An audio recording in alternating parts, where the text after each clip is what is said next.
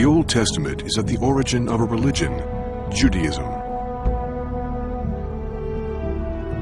But the well-known stories contained in this book, which is also called the Hebrew Bible, also recount a history, that of the creation of the world and of the people of Israel.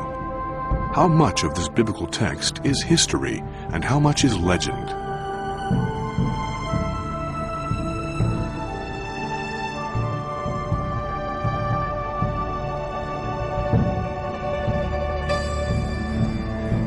Israel Finkelstein and Neil Silberman continue their investigations into the society that wrote the Old Testament. We meet up with them again in Megiddo.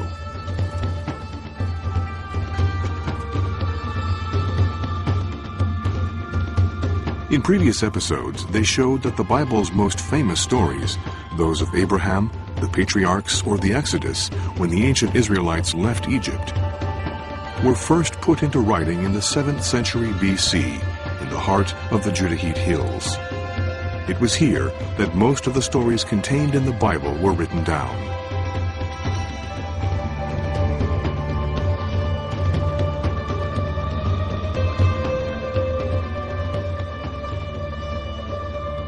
They bring to life a complex antique world, full of noise and passion, of conflicts and alliances, of heroes and conquests. A story similar to that of all peoples, but one that in this case gave birth to a unique book.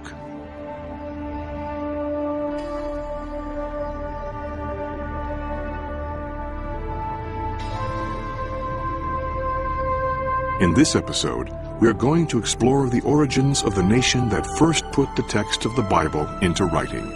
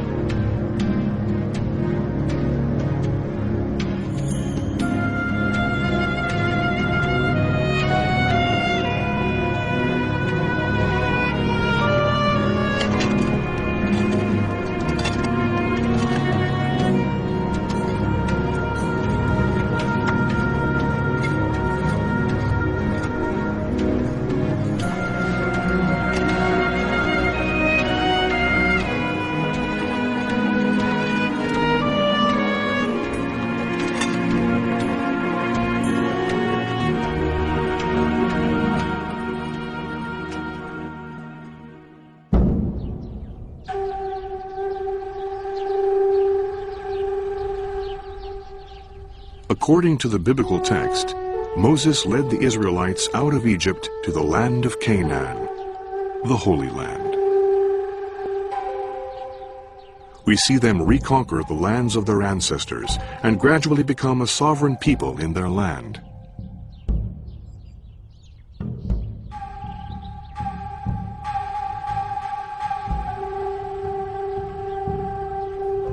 The first verses of the book of Joshua say the following. After the death of Moses, the servant of the Lord said to Joshua the son of Nun, Moses' minister, Moses my servant is dead. Now therefore arise, go over this Jordan, you and all these people, into the land which I am giving to them, to the people of Israel. Every place that the sole of your foot will tread upon, I have given to you, as I promised to Moses. This is the beginning of the great saga, the great epic of the conquest of Canaan in the book of Joshua. And the Bible tells the story step by step. From here to Jericho, from Jericho to Ai, from Ai to the war with the kings of the south, and then to Hazor and the kings of the north. And it's a wonderful story, a great saga of war and conquest and bravery. And the question is, did it happen? Did it really happen the way it is described in the text of the Bible, of the book of Joshua?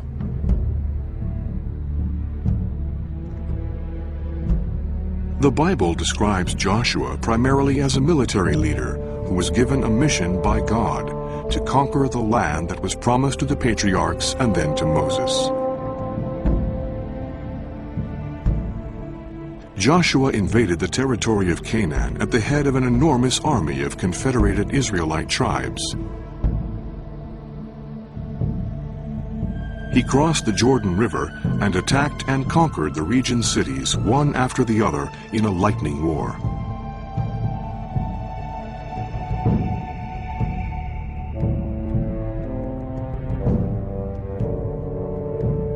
These conquered cities formed the outlines of a country. The biblical version presents this conquest as a sort of blitzkrieg. In all, it took 2 weeks, and practically the whole of the population was exterminated. No mercy was shown for the people of Canaan. But we are not told why. We are not told that it was because they worshipped false gods or because they were particularly evil. On the contrary, no reasons are given. What is important is that they were all devoted to destruction, according to the biblical text. The word used is harem, which means that everything must be destroyed in order to be given back to Yahweh. The idea is that God grants them victory, so everything therefore belongs to God. The conquest followed by the dividing up of Canaan are at the heart of the biblical book of Joshua. According to biblical chronology, this incident occurred in the second half of the 13th century BC.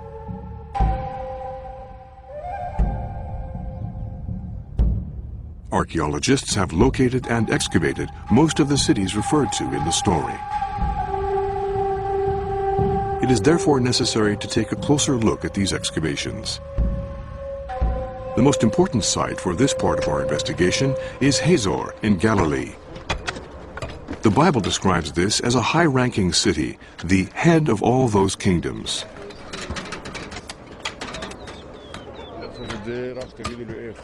The archaeological site is being examined by Amnon ben Tor of the Hebrew University of Jerusalem. He is continuing a task that was begun in the 1950s by the famous archaeologist Yigael Yadin. Some of the remains discovered here are considered to be those of a palace and a temple destroyed in the 13th century BC by a violent conflagration. And look at the destruction. We are in the entrance to the Hazor palace of the late Bronze Age, or Canaanite Hazor. Look at the signs of the destruction, which are to be found everywhere. Look at the melted mud brick. It takes 1300 degrees centigrade to melt a mud brick. Look at the intense heat marked all over the bricks. Look at the white here, which is also an effect of the fire. Look at the wood, the timber. All those signs of the violent destruction of the palace of Hazor. Look at the cracked basalt stones. Look at this. Normal heat doesn't do this. Only a very, very intense fire. Look at what is happening on the walls. See the ashes, see the wood, signs of the timber here, on the walls. Wherever you look, wherever you go, same signs of destruction.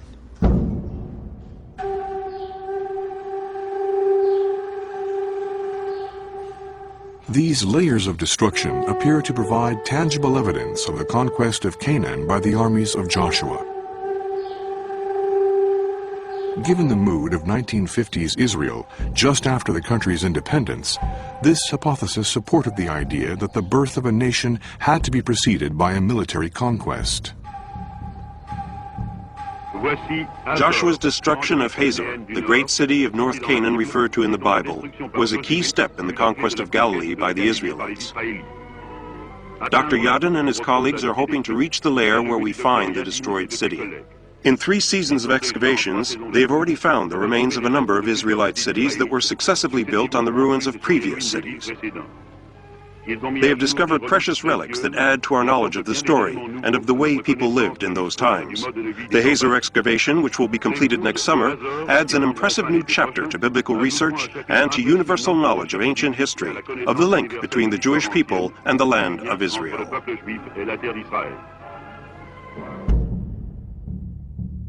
There was a great enthusiasm for archaeology during this period by a country in search of history. Its leaders, David Ben-Gurion, who was at that time prime minister, and former military leaders such as Yigael Yadin or Moshe Dayan.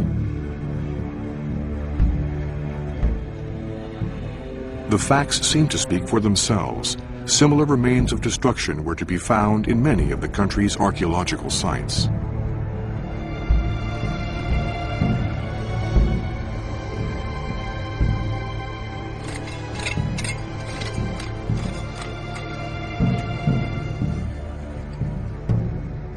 However, the accumulation of conflicting data over the past 50 years sowed the first seeds of doubt. We therefore have to go back to the beginning and re-examine site by site the foundations of the hypothesis of the conquest of the country by Joshua and his armies.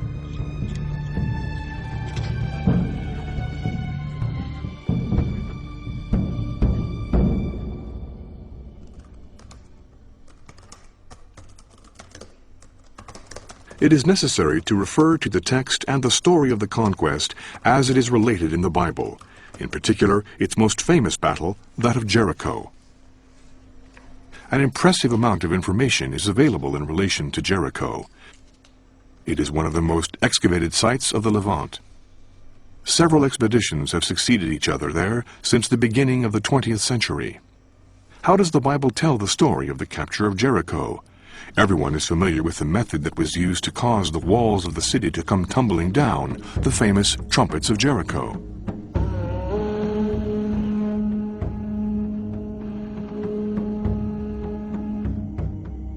Go round the city 7 times, and the priests shall blow the trumpets. When you hear the sound of the trumpet, all the people shall shout with a great shout, and the walls of the city shall fall flat down.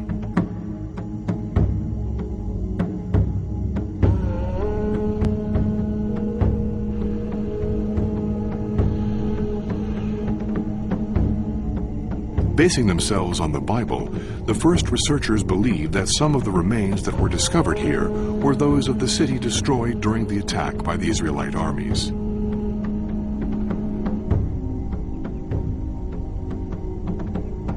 But these ruins predate the 13th century BC.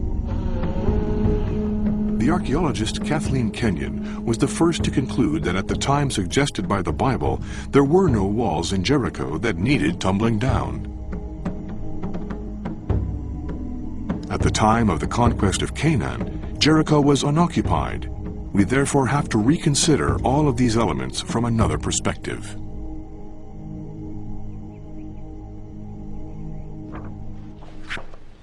So this is not history in the simple sense, and the case of Jericho applies also for other places mentioned in the tradition of the conquest in the book of Joshua.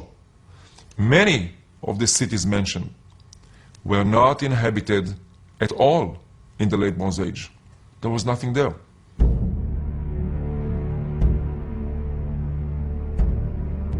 There is another inconsistency. Archaeologists' examination of all the different sites that have been excavated show that the process of destruction was spread over almost a century. In contrast, the Bible refers to a very short-lived operation.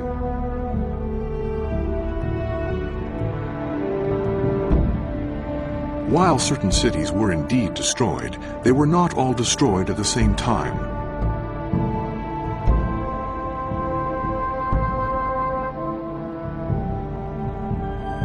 What to do now? We have to widen our point of view and take into account the geopolitical situation of the Levant during the same 13th century, and focus on the main player of the period, Egypt.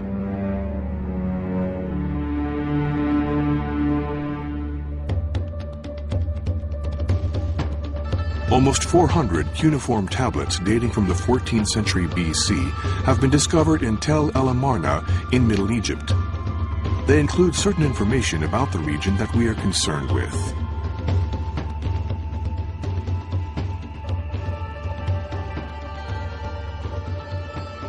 They consist of diplomatic correspondence sent to the pharaohs by the kings of the small city-states of Canaan. A reading of the correspondence shows that the city-states were vassals of Egypt during the relevant period. In fact, from the 15th century to the beginning of the 12th century BC, the land of Canaan was an Egyptian province.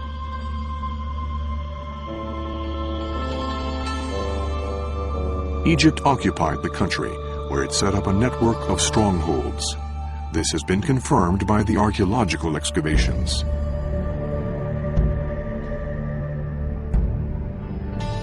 One of those strongholds was excavated in the 1920s at Beth Shean, south of the Sea of Galilee. The Amarna letters and the archaeological excavations clearly show that Beth Shean, whose biblical mound dominates the Roman and Byzantine ruins, was an important Egyptian bastion between the 14th and mid-12th centuries.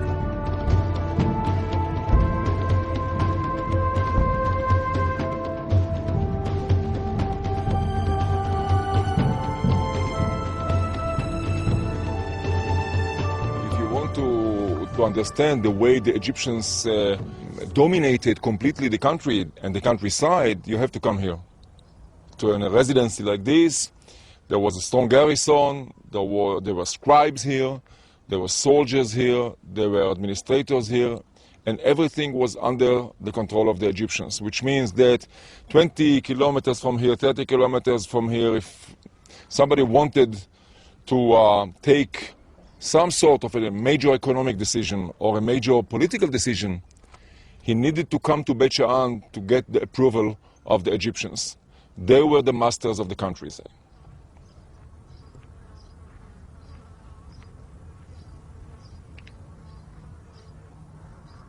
According to the traditional biblical archaeology, the conquest took place in the late 13th century, in the time of Ramses II. And we have two problems here. The first one is that at that time, Beit Shean was a very strong Egyptian stronghold, with soldiers, with the people that could have been dispatched from here to block any invasion of Canaan. And the second problem is that the Egyptians are still here, about a century after the traditional date of the conquest. How can it be? So, the archaeological excavations tell us that the conquest did not take place. However, two questions remain unanswered. How can we explain the evidence of destruction that has been found in many of the sites? And what meaning can we give to the list of supposedly conquered cities that are cited in the biblical text? Our investigation will shortly provide the answers. So the book of Joshua is not history. It's a mythical description. And like the case of the patriarchs and the case of Exodus, it tells the story of the formative stage in the life of the nation. And as such, it is full of divine interventions, bravery, and miracles. The biblical text tells how, at the request of Joshua, God would help the Israelites win their battle in an entirely miraculous way. He extended the day during the battle by ordering the sun to stand still on Gibeon and the moon to stop in the valley of Ajalon.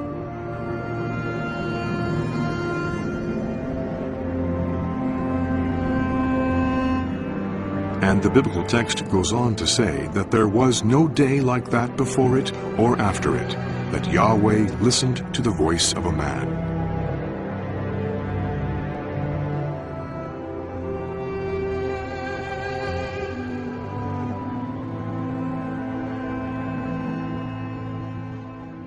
The Joshua epic is the start of a great story that ends up in a story of kingship.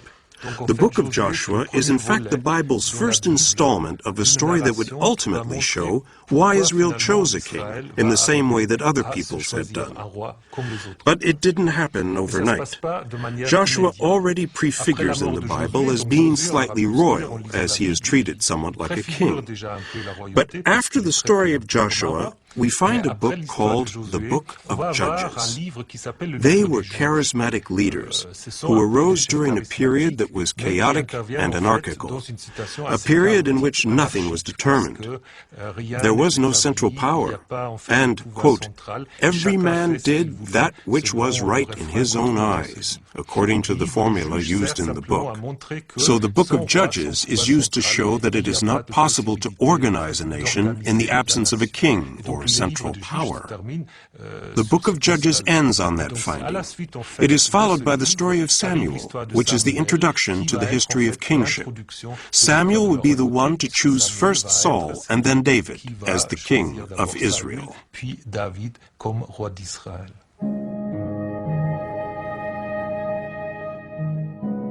David. The biblical text presents David as a herder who was anointed by God. Hence the word Mashiach, or Messiah in Hebrew, the Anointed One.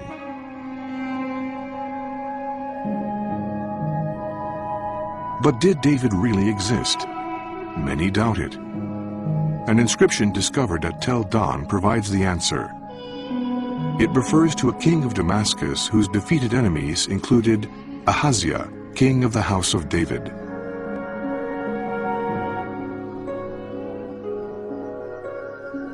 So this is one of the strongest, if not the strongest, proof for the historicity of David. There was a David. The question is not whether there was a David or there was no David. The question is whether the kingdom of David was a great empire. The Bible clearly refers to an empire, which it describes as a huge territory with Jerusalem at its center. With much ceremony, King David transferred the Ark of the Covenant to Jerusalem, and thereby made it the capital of the kingdom. Therefore, King David really did exist. There is no doubt about it. He reigned in the 10th century BC. But was his kingdom the vast empire described in the Bible? Our investigation will continue in Jerusalem, the city of David, as it is referred to in the biblical text.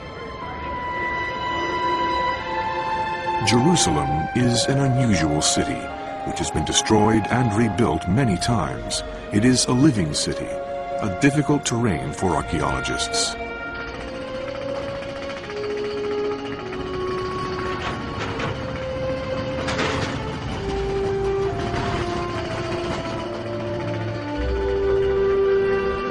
Is it still possible to find signs of David's capital? Given the difficulties, archaeologists have to proceed by going back in time. They begin with the latest remains, those that have been reliably dated, and go back to the older ones whose chronology is still uncertain. This time, our investigation will take us to cemeteries from the end of the monarchical period, which were built outside the city.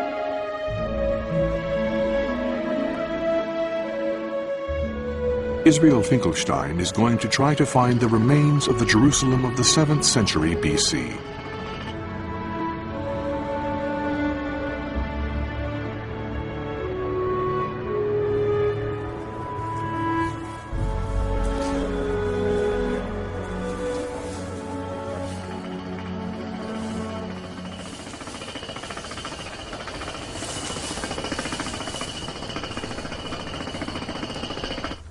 Well, I haven't been here for 20 years. I don't remember how to pass anymore.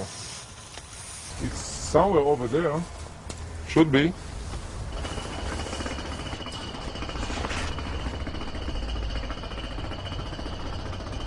That's okay.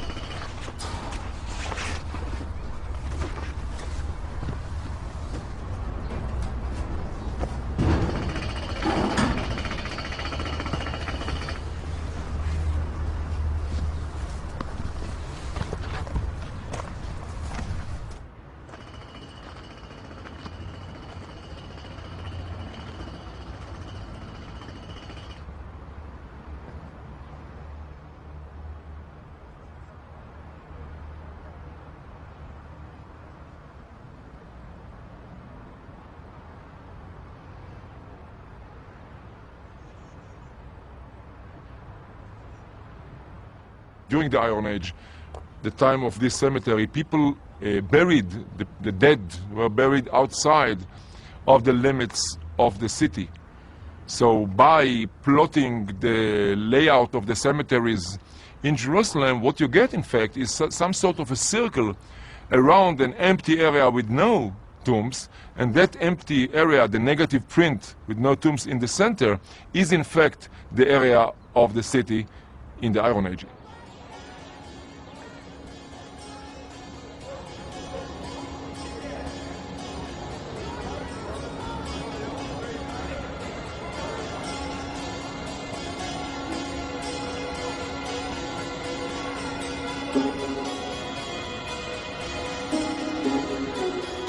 Localizing these necropoli enables a map to be drawn up of the contours of Jerusalem at the end of the 8th and during the 7th centuries, the time of kings Hezekiah and Josiah. But this large city is the late Jerusalem, from the time when Judah was a prosperous state. What about David's city, which is 2 centuries older? The city that we are looking for has to be somewhere within these contours. Our investigation will focus on the ridge called Ir David, to the south of Temple Mount. It is here that archaeologists have been looking for King David's capital since the 19th century. We are standing on the upper slope, on the upper part of the slope, down to the valley of Kidron. In the lower part, we see 2 or 2.5 houses from the late Iron Age, and above the houses is this very strange, I think, what we call the step structure. These are not steps to climb up a slope. This is just a revetment, a cover of a slope which is very loose, which is made of debris, which might, in a little earthquake or so, collapse down the slope and take with them whatever is standing above them. In the late Bronze Age and in the early Iron Age, there is human activity here. There's human occupation here on a very small scale. The way I see it, there was a village here in the 10th century, but it was a small one, mainly on this part of the ridge of the city of David, not along the ridge, not all along the ridge, with a very limited population, not fortified, and with no monuments. Well, I agree. I agree that it was a very small place. Iron Age Jerusalem was a very small, and this does not agree, or archaeology and text describe 2 different natures of sites, not the existence, but the natures of the sites.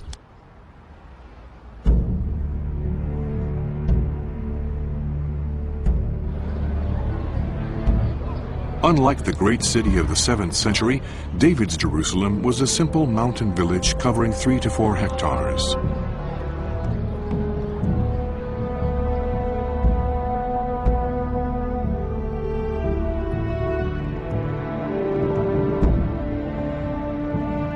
We can agree that David did not build a prestigious capital. In the Bible, he is above all described as a conqueror.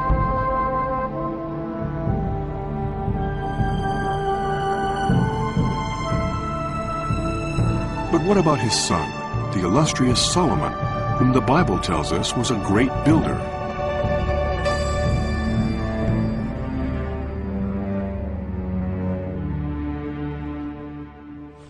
The biblical story of Solomon reads a bit like a story from the Arabian Nights. Solomon is the wise king par excellence, he of the famous judgment of Solomon. But he was also someone who was so famous that even the Queen of Sheba came to visit him, to meet with the man whose wisdom was talked about even in far-flung Africa. Solomon's empire is said to have been so enormous that no other empire could compete. And Solomon was also the builder of the temple, which allowed the God of Israel to find a resting place within Israel.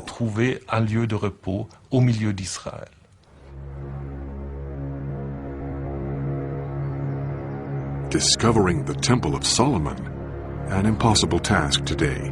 Religious sensitivities, in particular in respect of the Temple Mount, preclude the investigation of certain areas.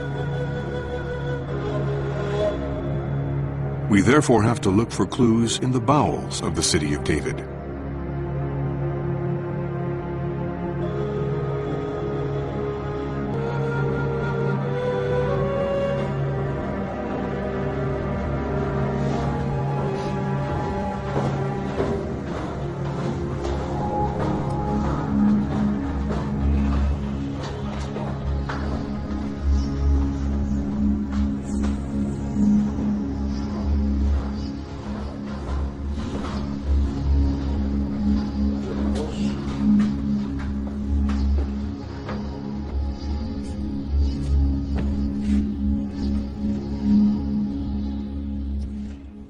You see, we are standing inside what is left of the Middle Bronze Age fortifications, and you can see how high they still stand, 3,700 years. Part is destroyed, but part survived, and the lower parts are even better preserved. What's amazing is the size of the stone. Some of them are a few tons in weight, right? Yeah, these two stones, for example, reach, let's say, 2 to 3 tons each. And what's interesting here, all these talks that, because we are in Jerusalem, monuments could have been simply eradicated by later builders, robbed and so on and so forth. Here we see that this is impossible. When you have a monument like this, something remains. Any big building from any period of time left after it, whether destroyed by nature or destroyed by man, in one way or another, parts standing and parts in a state of collapse. You must find something.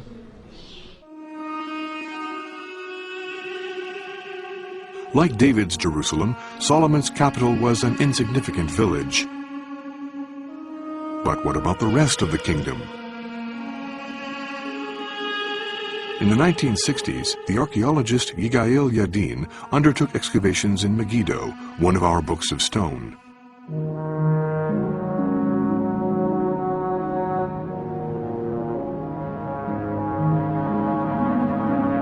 Before him, in the 1920s and 30s, the Oriental Institute of the University of Chicago had already carried out a thorough campaign of excavations, during which the remains of a gate to the city were discovered.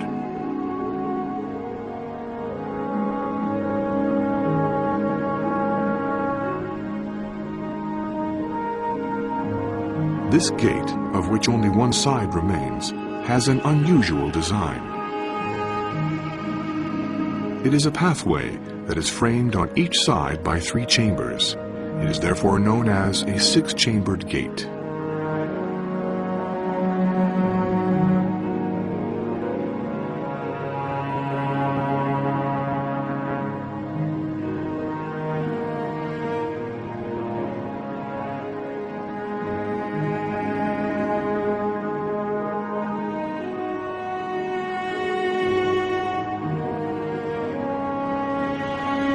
Yigael Yadin did not choose Megiddo by chance. His previous excavations at the Hazor site resulted in the discovery of a similar gate. Yadin then turned to another site, that of Gezer. This time, he only went so far as to consult the report of an archaeologist who explored the site at the beginning of the 20th century.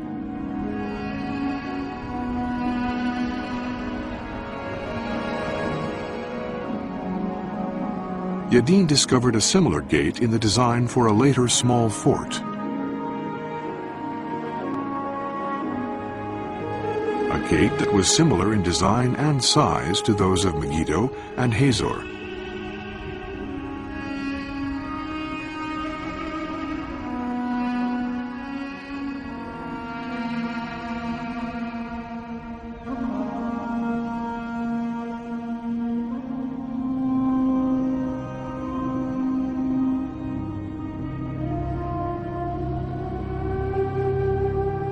For Yigael Yadin, the conclusion was obvious.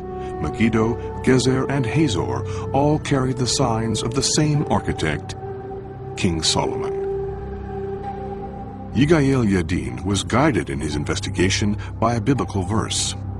The verse tells us that Solomon raised a levy to build the house of Yahweh, and his own house, and the wall of Jerusalem, and Hazor, and Megiddo, and Gezer.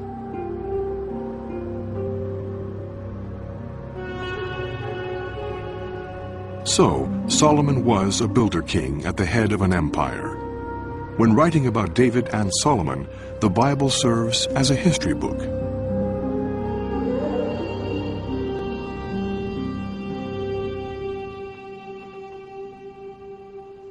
But once again, reality proves to be slightly more complicated. Recent stratigraphic investigation has shown that the Megiddo Gate was built after the Hazor one. It has also been shown that this type of gate was already in existence in the 8th century. Israel Finkelstein is troubled by these inconsistencies.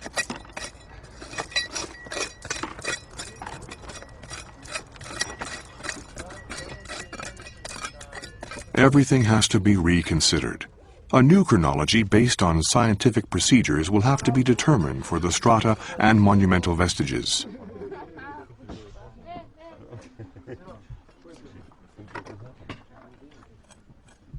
Archaeological methods have evolved since the excavations led by Yigael Yadin.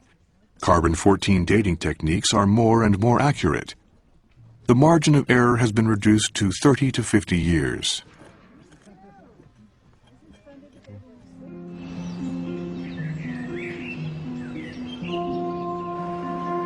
Organic samples are therefore taken from the layers of destruction in many sites, including Megiddo. They include seeds and olive stones, which allow for a more reliable dating due to their more limited life cycles.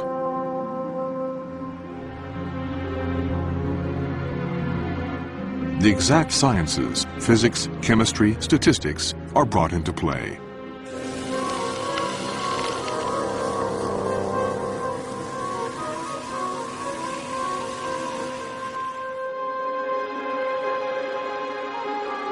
The results provide a drastic reversal of everything we ever knew about David and Solomon and their times.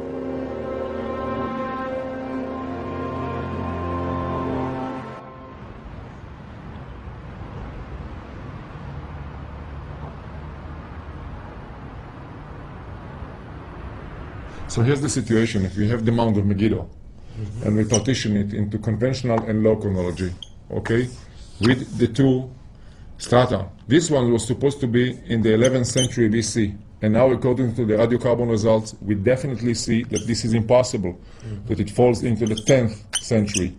And the meaning is that the stratum which had been dated to the 10th century cannot be 10th century, it goes to the 9th century BC. That is, a whole century after Solomon. A set of certitudes based on deductions have collapsed. The pieces of the puzzle no longer fit together. After our reconsideration of David's empire, it is now Solomon's turn.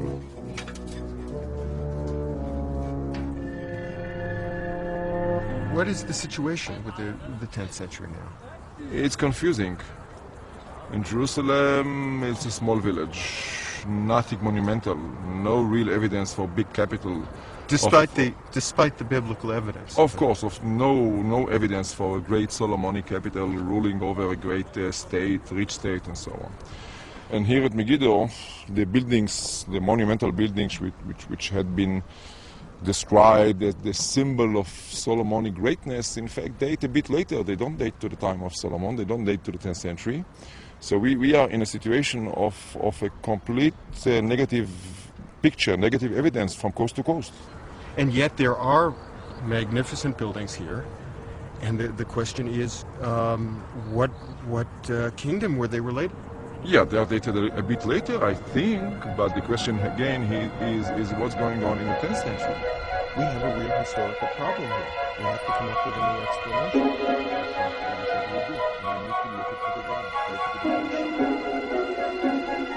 As often happens in such cases, just as uncertainties reach their climax, a new clue is discovered. Norma Franklin has been part of the Megiddo expedition for years.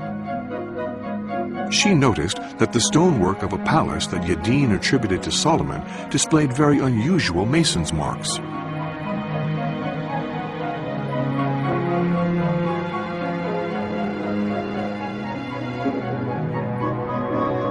She looked through the records and reports of old excavations to find out if similar masons' marks were to be found elsewhere.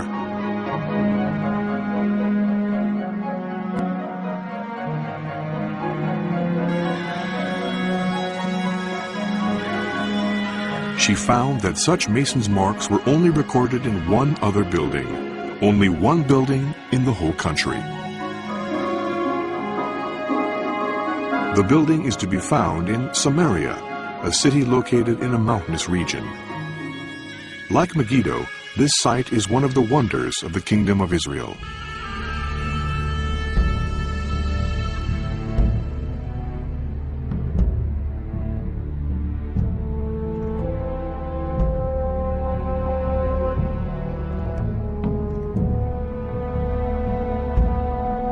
The solution to our enigmas lies here, amongst these verdant hills.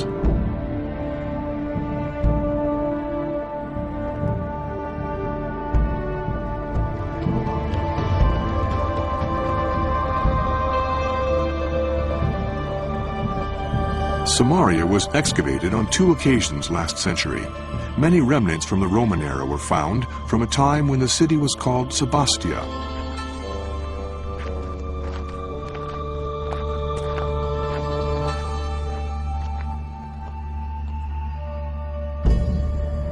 It was built by a king named Omri in the 9th century BC and was the capital of the Kingdom of Israel.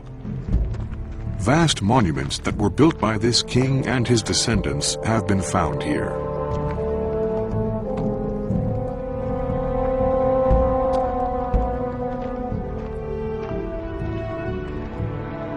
The Bible considers the Omri dynasty as debauched and renegade kings, the infamous cursed kings. But sources outside the Bible provide another image altogether. Omri's son Ahab is seen as being a great monarch. The missing piece of the puzzle appears to have been found. When we come to Samaria,